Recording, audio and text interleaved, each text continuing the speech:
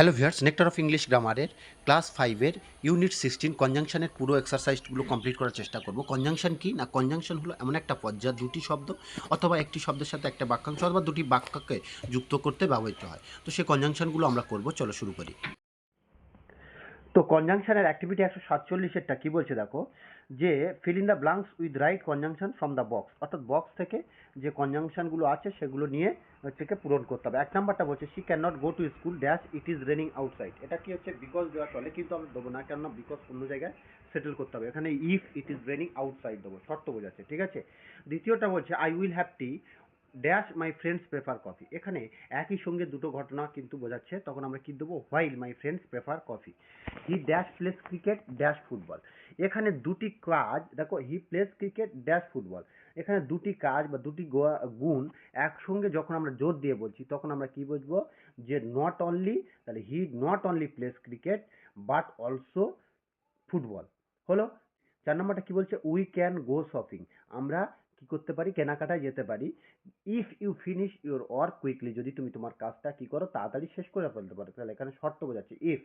তারপরটা কি বলছে, she both likes chocolate dash ice cream. এখানে অ্যান্ড আইসক্রিম দেবো, কেন দুটো জিনিস একসাথে পছন্দ করা করছে, তাহলে অ্যান্ড দেবো, ঠিক আছে। নাম্বারটা কি বলছে, the story was long dash it was quite interesting. তাহলে কি হচ্ছে, স্টোরিটা লম্বা ছিল কিন্তু এটা কি ছিল, কোয়াইট ইন্টারেস্টিং।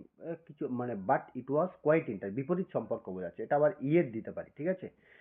যখন একটা বিপরীত সম্পর্ক অন্যটাকে চাপ দিচ্ছে, কিন্তু এটা লম্বা হলে কি হবে, কিন্তু গল্পটা ইন্টারেস্টিং। এখানে আমরা বারও দিতে পারি বা ইয়ের দিতে পারি। আই ক্যান নট, তাহলে এখানে বার দেওয়াটা বাটের পরিবর্তে ইয়েরটা বেটার হবে।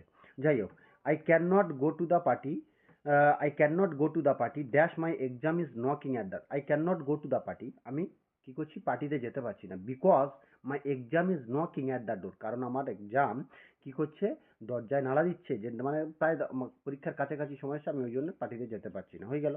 আটেরটা dash he can not swim dash he can not dive. এখানে দেখো, একদিকে পারে না কিন্তু অন্যদিকে পারে, অর্থাৎ একটা ইতিবাচক এবং একটা নেতিবাচক।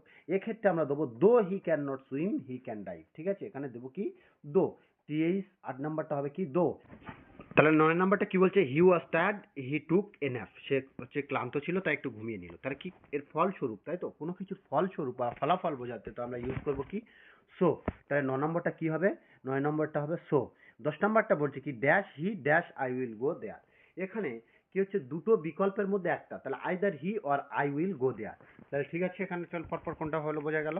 নেক্সট আমরা করব কি, নেক্সট আমাদের আছে কি, choose the correct alternative to fill in the blank. তাহলে দেখো, দ্য ম্যাঙ্গো ইজ রাইপ। এখানে আমরা কোনটা করব, এখানে the mango is ripe dash dash it is sour. তাহলে এখানে বাট ইট ইজ সাওয়ার। দেখো, পাকা ফল টক হওয়াটা কিন্তু অপ্রত্যাশিত, তাই না, যে পাকা ফল টক হলো, এই যে অপ্রত্যাশিত, এই অপ্রত্যাশিতের জন্য আমরা বাদ দেবো, ঠিক আছে। এখানে কি দেবো, বাদ দেবো। একটু মানে বুঝে কিন্তু কনজাংশনগুলো আমাদেরকে করতে হবে। তাহলে 1 নাম্বারটা আমার কি হবে, but, B U T, but, ঠিক আছে। 1 নাম্বারটা হবে but. She can not come, she can not come, সে আসতে পারেনি। Because it rains cats and dogs. Cats and dog মানে কি, মুষলধারে বৃষ্টি। কারণ সে আসতে পারেনি, কারণ কি হচ্ছে, মুষলধারে বৃষ্টি হয়েছিল। তাহলে এটা কি হবে, বিকজ, বিকজ, ঠিক আছে, বিকজ, বিকজ, ঠিক আছে, বিকজ। তারপর 3 নাম্বারটা বলছে ইউ মে ফল ডাউন, তুমি পড়ে যেতে পারো, dash you are not careful. তাহলে এখানে একটা শর্ত হবে, তুমি যদি কি হচ্ছে, তুমি যদি কেয়ারফুল না হও, যত্নশীল না হও, তুমি কি করতে পারো, পড়ে যেতে পারো। তাহলে এখানে কি হচ্ছে, ইফ। এখানে কি হবে, আই এফ, ইফ, ঠিক আছে, ইফ। 4 নাম্বারটা তাহলে কি বলছে, the king is brave dash intelligent. তাহলে এখানে দেখো, যদি বিপরীত সম্পর্ক বোঝাতো, তা যদি the king is brave foolish দিত তাহলে বাদ দিতাম, কিন্তু দ্য কিং ইজ ব্রেভ তাহলে কি হচ্ছে, দুটো গুণ একসঙ্গে বোঝাচ্ছে, তাই না। যেরকম ব্রেভ সেরকম ইন্টেলিজেন্ট। তাহলে এখানে কি হবে, অ্যান্ড। তাহলে এটা কি হবে, অ্যান্ড, অ্যান্ড, এটা কি হবে, অ্যান্ড। তাহলে 4 নাম্বারটা কি হবে, 4 নম্বরটা হবে এ এন ডি, অ্যান্ড, ঠিক আছে। 5 নম্বরটা বলছে, তাহলে এ এন ডি, অ্যান্ড হলো। 5 নম্বরটা বলছে হি মে কাম, সে আসতে পারে ড্যাশ আই মে গো। তাহলে এখানে কি হচ্ছে, দুটো বিকল্প বলা হচ্ছে, তাহলে হি মে কাম অর আই মে গো, ঠিক আছে, হি মে কাম অর আই মে গো, সে আসতে পারে অথবা আমি যেতে পারি। তাহলে এটা একটা 148 নাম্বার কমপ্লিট হয়ে গেল। এবার নেক্সট 149 নাম্বার অ্যাক্টিভিটি কি বলছে দেখো, underline the conjunction and classify them. কনজাংশনগুলি নিচে দাগ দাও এবং শ্রেণীবিভাগ করো। প্রথমটা বলছে focus on your goal or you will miss it, তাই তো? অথবা তাহলে এখানে অরটা হবে কি কনজাংশন, আর এটা কি অরটা হবে কনজাংশন, আর এটা কি ধরনের কনজাংশন না অল্টারনেটিভ কনজাংশন। অল্টারনেটিভ কনজাংশন বিকল্পবাচক সংযোজক। তারপর বলছে স্লো বাট স্টেডি, এখানে কি আছে বাট, তাহলে এটা কি হচ্ছে বাটটা কি হবে অ্যাডভার্সেটিভ কনজাংশন। অ্যাডভার্সেটিভ কনজাংশন বৈপরীত্যমূলক। 3 নাম্বারটা বলছে give him cold water because he looks exhausted, তাহলে এখানে কি হবে because.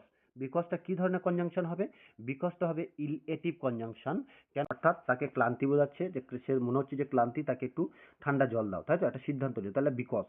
Keep away your safe from crowd and you will be safe, তাহলে কিপ অ্যাওয়ে ইউর সেফ, নিজেকে ভিড় থেকে দূরে রাখো এবং তুমি সেফ থাকবে, নিরাপদ থাকবে। এবং তাহলে এখানে কোনটা হচ্ছে এবং, অ্যান্ডটা হবে কি কনজাংশন। তো অ্যান্ডটা কি ধরনের কনজাংশন, এটা হবে কিউমুলেটিভ কনজাংশন বা